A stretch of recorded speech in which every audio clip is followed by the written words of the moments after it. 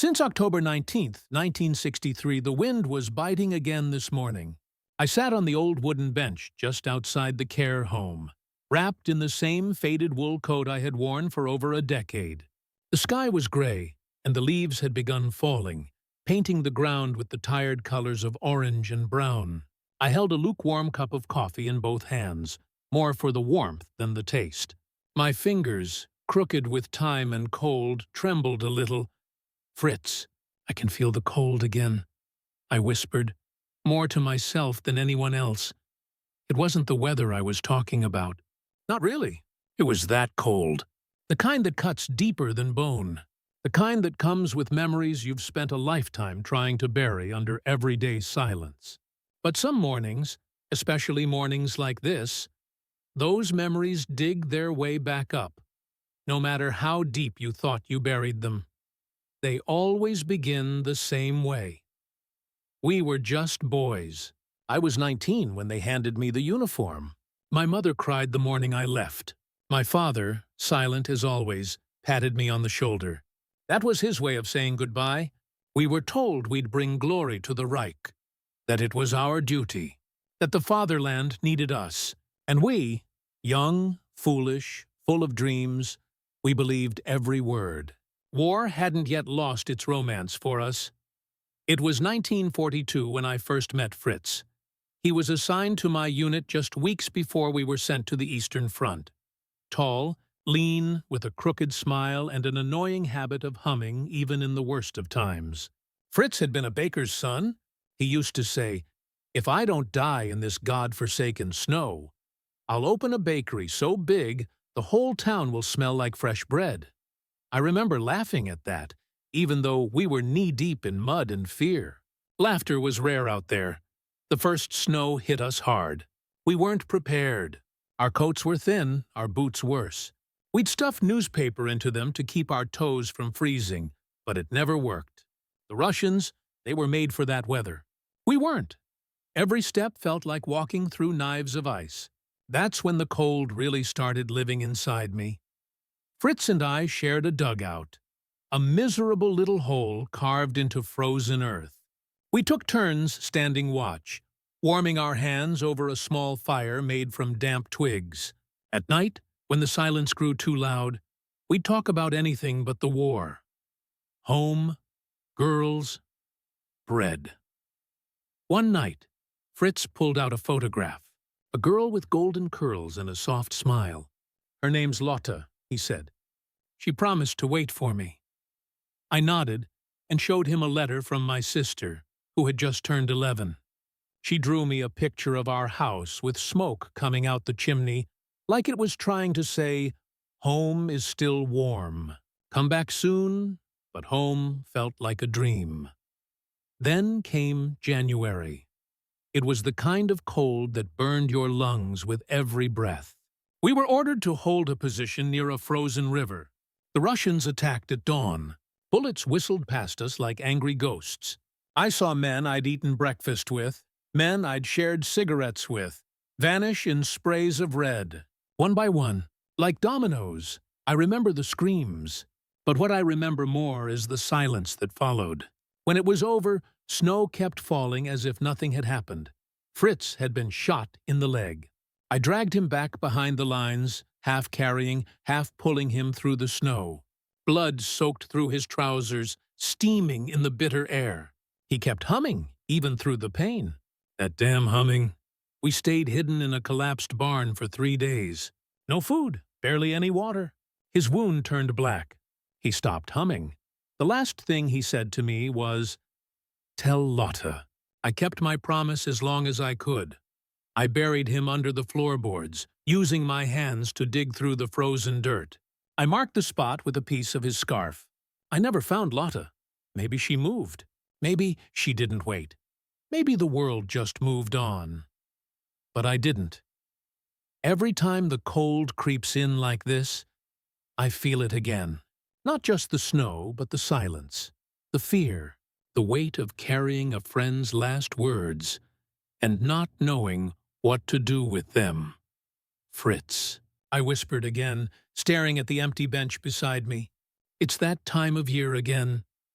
And somewhere, in that hollow part of my heart, the war never gave back. I felt him sitting there, humming quietly, waiting for spring. I didn't sleep that night. Not really. The old bed creaked with every breath, and the heater in my room made strange ticking sounds like a broken clock, counting down to something I didn't want to remember. I lay there staring at the ceiling, listening to the wind pushing at the window, like it was trying to get in and bring the past with it. Memories are a strange thing. They don't follow rules. They don't line up nicely like soldiers. They jump, twist, and claw at you from every direction. And when the cold returns, they hit harder. More real than the life I'm living now. I keep a box in the bottom drawer of the cabinet beside my bed. No one here knows about it. The nurses think I'm just another quiet old man waiting for his last breath. They don't ask questions. I like it that way. Inside the box is all I have left of that time. A rusted military badge, a torn letter never posted, and a small, blood-stained photograph. Lotta. I've looked at that photo more times than I can count. And still, I don't know if I kept my promise. I told her he died quickly, that he didn't suffer, that he died brave. Lies, all of them. He suffered. God, he suffered. But sometimes lies are the only kindness left in war. The next morning, something strange happened. A new patient came into the care home. A woman, mid-50s maybe, too young to be stuck in a place like this. She had sharp blue eyes and hair pulled tight in a bun. The kind of woman who looked like she carried heavy things on her back, but didn't let them break her. Her name was Elise. She was reading in the common room when I came in. I wasn't planning on talking to anyone, but she looked up and said, "You're the one who sits outside in the cold, aren't you?" I gave a slight nod. "You're not afraid of the wind?" I chuckled quietly. "I've known worse things than wind," she smiled. "You're German, aren't you?" That made my heart stutter. I hadn't spoken my mother tongue in years. Not to anyone. Not since then. "Yes," I answered slowly. "From Bavaria. A long time ago." She closed her book and leaned in a little. "My father was German, too. He fought in the war. Eastern Front." My breath caught. A chill ran down my spine that had nothing to do with the weather. "Elise," I said, my voice suddenly dry. "What was your father's name?" "Friedrich Schneider," she replied. "They called him Fritz." I stared at her, and the room began to spin, just a little. I felt the photograph in my pocket like it had caught fire. Could it be? After all these years? She continued, unaware of the storm rising inside me. "He never came back. My mother told me he died in Russia. She said he had a friend who promised to find her one day. But no one ever did." I couldn't speak. My mouth opened, but nothing came out. I felt like a ghost sitting in front of her, a man with the truth, buried too deep to dig up in one breath. "I've been looking for answers," she said quietly. "And you remind me of the man in the picture my mother kept. You have the same eyes, the photograph. The one Fritz always kept close. The one with Lotta's soft smile. That meant Elise wasn't just any visitor from the past. She was his daughter." My throat tightened. My chest felt heavy with 100 frozen winters I had never thawed. "Elise," I finally said, barely a whisper. "I knew your father," she blinked. "You what?" "I was with him. When he died, I held his hand. I buried him with my own silence. The kind that presses in like a second skin." Her eyes welled up, but didn't blink. Her hands shook as they gripped the arms of the chair. "I have something of his," I added. Slowly, I reached into my pocket and pulled out the old photo. "I've kept this for over 20 years. She took it with trembling fingers. And for a moment, the past wasn't a memory. It was alive, breathing, sitting right there between us. Tears fell silently down her cheeks. She didn't ask questions, not yet. She just stared at that photo like it had cracked something open inside her. After a long pause, she looked up and asked, "Will you tell me the story? The real one?" I nodded. "The real one is colder than you think." The next day, Elise sat beside me on the bench outside, wrapped in a thick shawl, her breath showing in the morning air. She hadn't said much since I handed her that photograph, but her silence didn't feel cold. It felt necessary, like both of us were standing at the edge of something too old to name. "I've waited most of my life to hear about him," she finally said. "But only if you're ready." I didn't answer right away. I just stared out at the frost-covered garden, the trees still bare, as if the whole world had stopped breathing. Then I nodded. "Your father saved my life." She blinked, surprised. "We were ambushed by a Soviet patrol. It was supposed to be a quiet sector, just routine patrols, nothing heavy. But they came out of nowhere, about 8 of them, maybe more. We were only 3. They opened fire first. One of our boys, Otto, was hit immediately. Took a shot through the neck. He died before he hit the ground." Her hand slowly moved to her mouth. I could see her imagining it. Most people don't want to know these details. They think they do, but they don't. Your father didn't freeze. He grabbed me, shoved me behind a tree, and returned fire. I was fumbling with my rifle, hands shaking, heart hammering. He just shouted, "Shoot, damn it!" and kept firing. I could still hear him shouting that in my ears. He caught a bullet in the stomach. Not immediately fatal, but it dropped him. I remember crawling to him, bullets snapping past, and he grabbed my collar and pulled me down with him. Told me not to be stupid, told me to stay still. We laid there for what felt like hours, pretending to be dead, covered in snow, mud, and Otto's blood. Elise's eyes were locked on mine, like she was seeing it with me. When the Soviets moved on, I carried him on my back. He was bleeding badly, whispering nonsense half the time, names, dates, German poems. Once he started crying. I don't know why.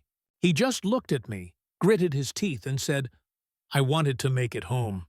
I didn't want to die like this." A long silence followed. "I found that barn I told you about. I tried to patch him up, but we had no supplies. I burned my own shirt to cauterize the wound. He screamed like an animal. I still hear it sometimes, at night." She reached out slowly, placed a hand over mine. It was warm. "The night before he died, he asked me something strange," I said. "He asked me if I believed in ghosts. I laughed, thought it was the fever. But he looked at me so serious. He said, 'Promise me you won't forget me. If no one remembers, I'll become one.'" I looked at her.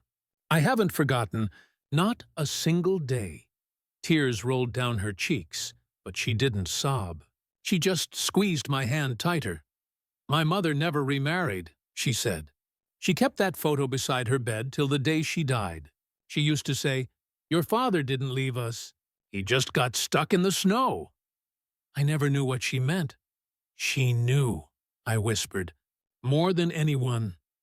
We sat in silence again, not awkward, just full. I thought that would be it, that I'd told her enough, but then she turned to me, her voice harder now. "There's something else, isn't there?" I hesitated. "Yes," I admitted. "There's a truth about his death I never told anyone. Not even myself, not really. I thought burying it would make it disappear." She leaned in. "What happened?" I looked at her, jaw clenched, the weight of years pressing against my spine. "I had morphine. Just 1 dose? Enough to ease the pain. He begged me to use it on him. Said he couldn't take it anymore. I told him we might still get rescued. That we had to hold on." She waited, eyes wide. But that was a lie. There was no rescue coming. The radios were dead. We were behind enemy lines. No food, no help. Just snow. My voice cracked. He cried. Said he didn't want to die screaming. Said he wanted to feel warm, even if it was a lie. Elise's hand trembled over mine. I gave him the morphine. I held him while he drifted. I hummed the same stupid tune he always did. Then he was gone. A cold wind brushed past us, and the trees creaked like they were listening. I've carried that moment like a wound no one could see. I don't know if I killed him out of mercy or fear. I just didn't want to hear him scream anymore. She didn't pull away. She didn't judge me. She just looked at me, eyes full of sorrow and something else. Understanding, maybe. "You didn't kill him," she said softly. "You let him go." We sat there until the sun dipped below the trees, two ghosts of a war long over, still shivering in its shadow. A few days passed before Elise came to see me again. This time, she brought something with her, a small, weathered notebook with frayed corners and a ribbon tied around it like it had been opened and closed 1,000 times. She held it in both hands like it weighed more than it should. "My mother's journal," she said, sitting beside me once more on the bench. "I never had the strength to read it. But after what you told me, I thought maybe you should see it first." I hesitated. "I'm not sure I deserve that. You were there when he died. You've carried that memory longer than I've even been alive. If anyone deserves to know what came after, it's you." She handed it to me gently. The ribbon came loose with a soft pull, and the smell of old paper rose like something sacred. I opened the first page, and there she was, Lotta Schneider, written in neat cursive. I recognized the handwriting immediately. Fritz used to show me her letters, her silly doodles. She always drew little suns in the margins. There was one here, too. I began to read. January 1943. I haven't received a letter in over a month. The last one said Fritz was near the Don River. I don't know much about the war, but I know that's far. Too far. I can feel it in my bones. He's slipping away from me. Every morning I light a candle. Every night I don't blow it out. Maybe if the light stays, he will too. The words blurred for a moment. Elise watched me closely. I turned the page. March 1943. A soldier came to the bakery today. Said he served with Fritz.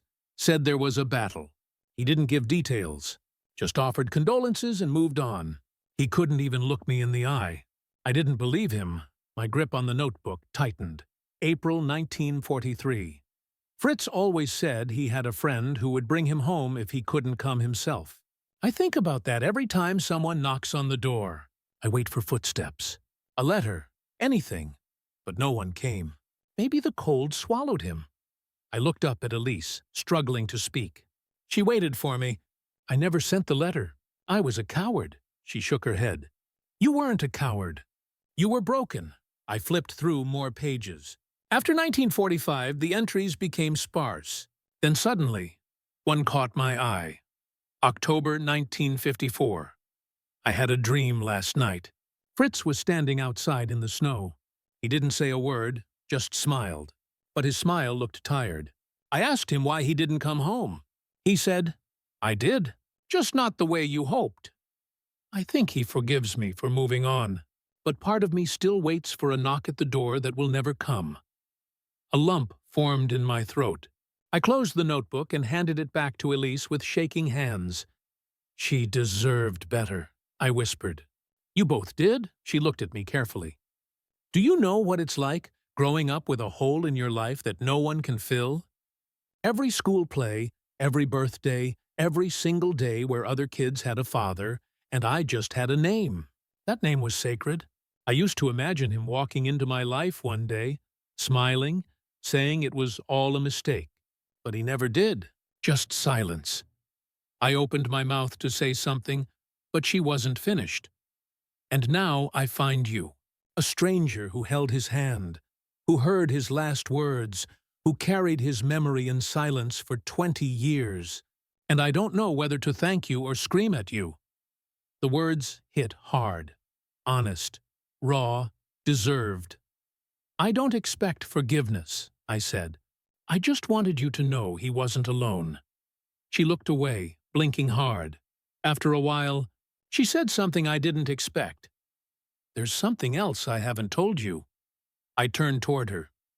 "My mother, before she died, she gave me a box. Said it was for the man who never came. I thought it was nonsense. I kept it in the attic for years. But after I met you, she opened her purse and pulled out a small wooden box, no bigger than a shoebox. The lock was broken. The hinges rusted. "I think it's yours," she said. With trembling fingers, I lifted the lid. Inside was a folded piece of cloth, one of Fritz's scarves, the one I'd used to mark his grave. My breath caught. Beneath it, a tiny wrapped bundle of letters, and at the very bottom, a small loaf of bread, hardened with age, sealed in wax paper. He made it before he left, Elise whispered. His first solo bake. She kept it all this time. I couldn't hold it anymore. The tears came, hot, stinging, silent. And for the first time since the war, I felt something break loose inside me, something I had buried under snow, silence, and shame. Grief. But not just grief. Something else. Peace. That night, I didn't sleep again. Not from pain, not from age, but from everything that had awakened inside me. I sat on the edge of the bed, the scarf from the box clutched in my lap like it was a living thing. The smell was faint now, old cloth, dust, and the ghost of something warm. I closed my eyes, and I was back in that barn, the wood creaking above us, the snow tapping at the broken roof, Fritz's labored breathing beside me. But this time, something was different. He wasn't dying. He was laughing. I don't know if it was a memory or something my mind invented to keep me from breaking, but I saw him sitting there, legs stretched out, grinning at me with that stupid smirk. "Still keeping secrets, old friend," he said. I wanted to answer, wanted to tell him everything, but the dream, or memory, faded before I could speak. The next morning, Elise found me sitting outside again, the box of letters beside me. "I read them," I said without looking at her. "All of them. Your mother's words, the ones he sent, the ones she never sent back." She sat down, brushing frost off the bench. "And?" "She hated the war," I said. "But she never hated him. Not once. She blamed the world, the men in offices, the flags, the uniforms, but never him." "She said that to me, too," Elise whispered. "Even when I was angry, asking why he left us, why he chose war. She'd say, 'Fritz didn't choose war. War chose him. He just didn't run from it like others did.'" I nodded, still staring straight ahead. "I want to go there," I said. "To where I buried him." Elise turned to me sharply. "Now?" I nodded slowly. "Before I die." She didn't speak for a long time. The silence hung heavy. "It's in Russia, isn't it?" "Yes," she let out a breath. "It won't be easy. Getting you there. The permits, the health risks, the cost. I don't care." Elise studied me with the same eyes I had seen on Fritz's face decades ago. Fierce, restless, stubborn. "You're serious. I should have done it years ago. But I was too afraid to see what was left." She bit her lip, then stood suddenly. "Give me a few days. Let me see what I can arrange." I watched her walk away, her steps quick and determined. For the first time in years, I felt alive, like something had stirred the ashes inside me. That evening, I opened one of the last letters. This one had no stamp, no address, just folded parchment, stained with age. It was written in Fritz's handwriting. "To be read in case I don't return," it said. My hands trembled. "If this reaches you, it means I've failed to come home. Maybe I've died a hero. Maybe I just died. Either way, I ask only one thing. Don't let my name disappear. I know I wasn't important. Just a baker's son with dreams too big for his hands. But I loved deeply. I laughed when I could, cried when I couldn't help it. And I tried to be brave in front of my brothers. If anyone remembers me, let it be for the bread I promised to bake, not the bullets I was forced to fire. And if by some miracle this falls into your hands, Wilhelm, thank you for being there, for not letting me go alone. Tell Lotta I loved her. Tell our daughter. Tell her I would have made a terrible father. I would have spoiled her rotten, let her eat cake for breakfast, and scared off every boy who looked her way. But I would have loved her more than life. Keep me warm in your memories. I didn't cry this time. I just sat there, letting the words soak into me, deep like roots finding old soil. My fingers clutched the letter until dawn. When Elise came back 3 days later, she had a fire in her eyes. "I found a way," she said. "It won't be comfortable and we'll need help. But we can get there." I looked at her. This stranger who had become my last thread to a life I thought I lost. "Then let's go," I said, "because some ghosts don't need to be forgotten. They need to be brought home." We left 2 weeks later. It was a long journey, harder on my body than I admitted to Elise. Planes, trains, then a battered old van driven by a local guide with bad teeth and worse Russian. The roads disappeared somewhere past the second checkpoint, turning into gravel and frozen mud. The trees thickened, the sky dimmed, and the silence became heavier the deeper we drove. But I knew the way.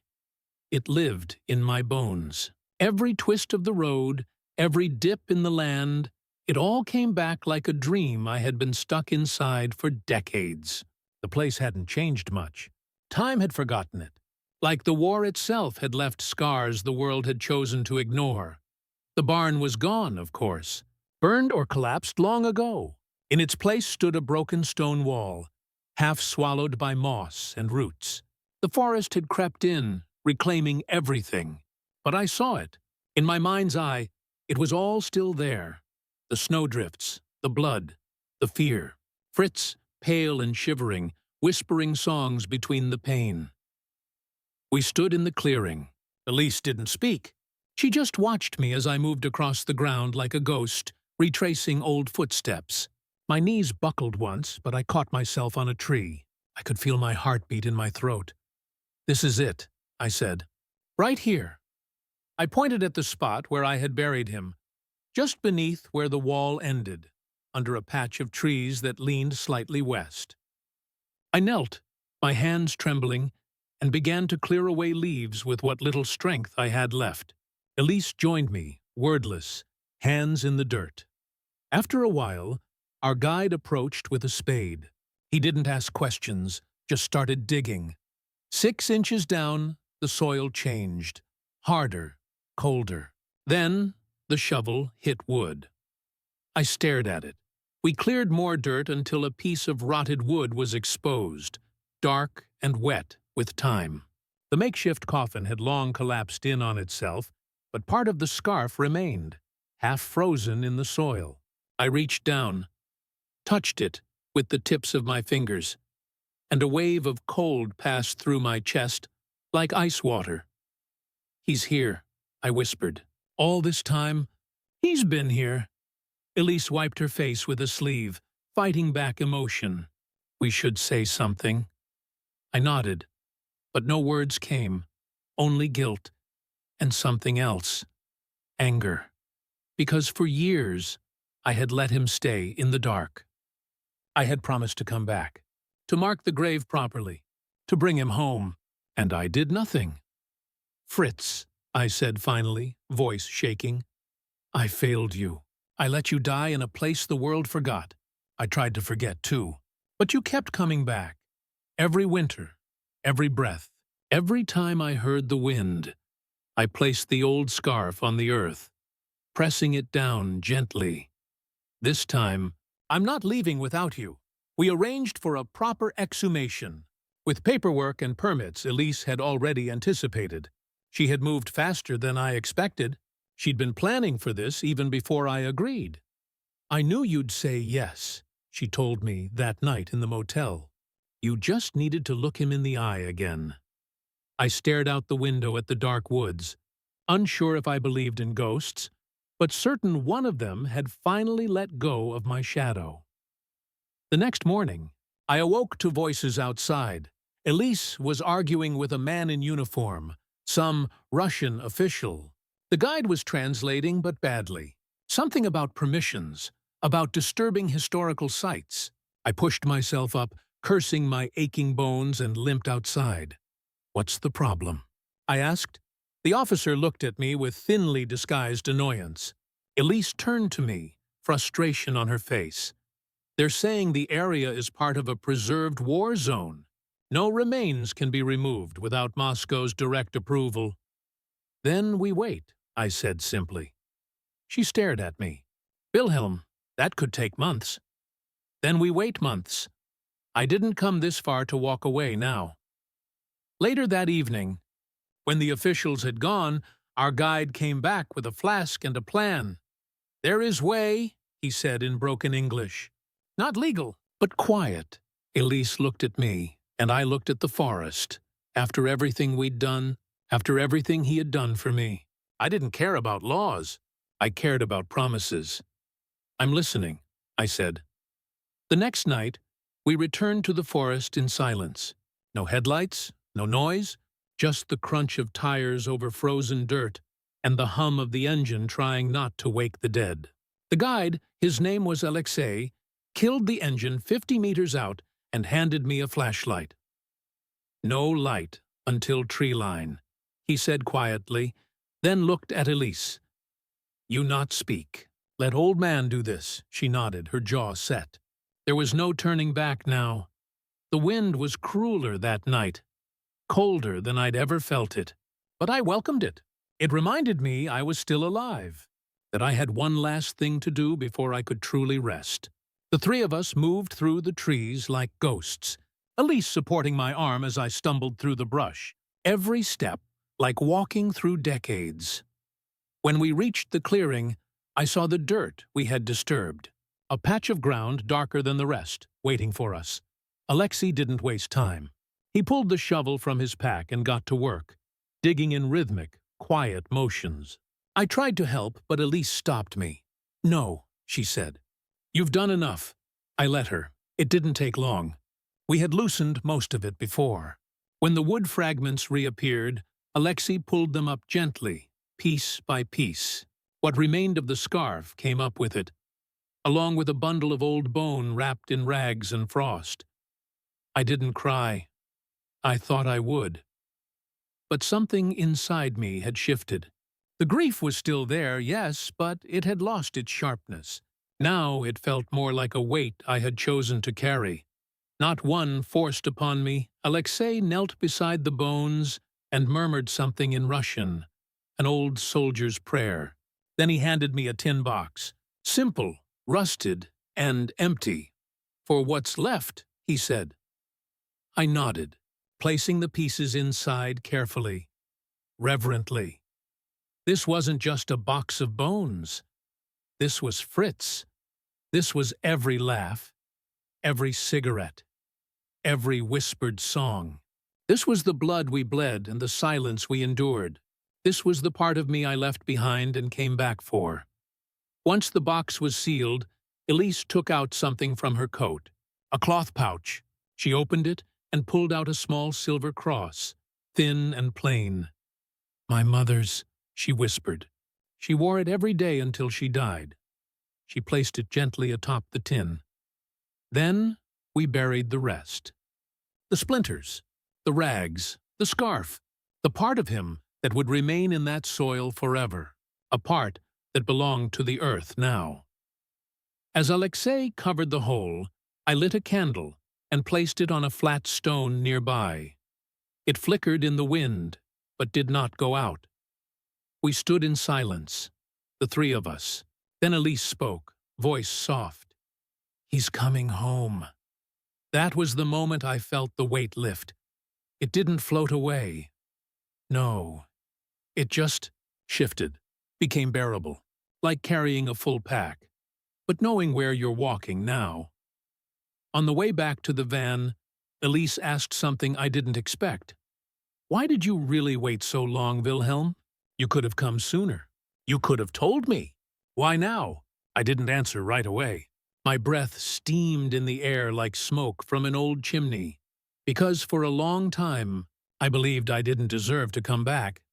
She looked at me, but I didn't meet her eyes. I left him there. Elise. I buried him in a place no one could find.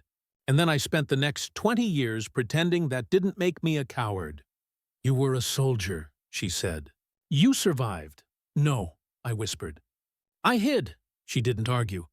But she didn't walk away either. She just took my hand, held it gently, and walked beside me through the dark. When we reached the van, Alexei loaded the box into a small black case, padded and secure. "You take him to airport. Quiet. No question," he said, and that was it. Fritz was going home. 2 weeks later, we stood beneath a dull gray sky in the middle of a quiet German cemetery. There were no marching bands, no rifles fired in salute, no national flags, just a handful of people, strangers mostly, gathered around a simple wooden casket no larger than a suitcase. The priest said his words softly, but I barely heard him. I kept my eyes on the box, on Fritz. Elise stood beside me, a black scarf wrapped tightly around her shoulders. She looked calm, too calm, like she was afraid that if she let even one tear fall, the rest of her would crumble. I envied her strength. They'd prepared a proper headstone. Friedrich Fritz Schneider, 1918–1943, a baker, a soldier, a father, a friend. I had chosen the words myself. I made sure the word soldier didn't come first. After the ceremony, people drifted away. Only Elise and I remained. She knelt, gently placing the photograph, that photograph, into a small groove in the headstone. Then she stood, looked at me and said, "He's home now." But something still gnawed at me. "I need to tell you the truth," I said quietly. "The whole truth. Not the story I made cleaner for you. The real ending." She turned slowly, eyes narrowing. I lied when I said he asked for the morphine. Her breath caught. The truth is, he didn't. He wanted to fight. Even bleeding, even half frozen, he still believed we might make it out. I was the one who gave up. I gave him the morphine because I couldn't take it anymore. I was tired, afraid. I needed silence. So, I made the choice. She didn't speak. I didn't give him mercy, Elise. I took away his chance. Maybe his hope. Still, she said nothing. Just stared at me with those blue eyes of hers. His eyes. Finally, she spoke. "Do you know what I think?" I waited. "I think you've carried that guilt so long it's turned into something it never was. He was dying, Wilhelm. Even if you'd done nothing, the snow would have finished what the bullet started. But," she raised a hand, silencing me, "you gave him peace. You stayed. That's more than most men did for each other in that war. My father didn't die alone in the mud. He died with someone who loved him beside him." I felt my chest tighten, my throat close. Don't rewrite the ending to punish yourself. It doesn't change what happened, but it does change what's left. For a long moment, neither of us spoke. Then she stepped forward and took something from her coat pocket. A folded piece of paper. "After you told me everything, I found this, hidden in the lining of my mother's jewelry box. It's addressed to you." She handed it to me. The handwriting was unmistakable. "Wilhelm, if you ever find your way back to me, I want you to know this. I never blamed you. Not once. I know what war does to men. I saw it in Fritz before he left. I saw it in myself every day after he was gone. But if you're reading this, then you kept your promise. You remembered. You came back. And that means more to me than anything. Tell our daughter about the songs he used to hum, about how his hands always smelled like yeast and flour. Tell her he was more than a soldier. Tell her he was good. And you, Wilhelm, you were good too. Broken, yes, but good. Forgive yourself. Please." Lotta, my legs nearly gave out beneath me. I sank to the ground beside the grave, clutching the letter as tears finally broke free, fierce and unstoppable. She had forgiven me. After all these years, she had forgiven me. Elise knelt beside me, and together we sat there in the dirt, 2 generations mourning the same man in different ways. The clouds above began to part just a little, letting through a thin sliver of sunlight that bathed the headstone in pale gold. "I can hear him," I whispered, eyes closed. "Hear what?" Elise asked. "Humming." She smiled faintly. We sat like that until the wind picked up again, brushing through the cemetery trees like an old friend saying goodbye. But it wasn't cold anymore. Not this time, not anymore.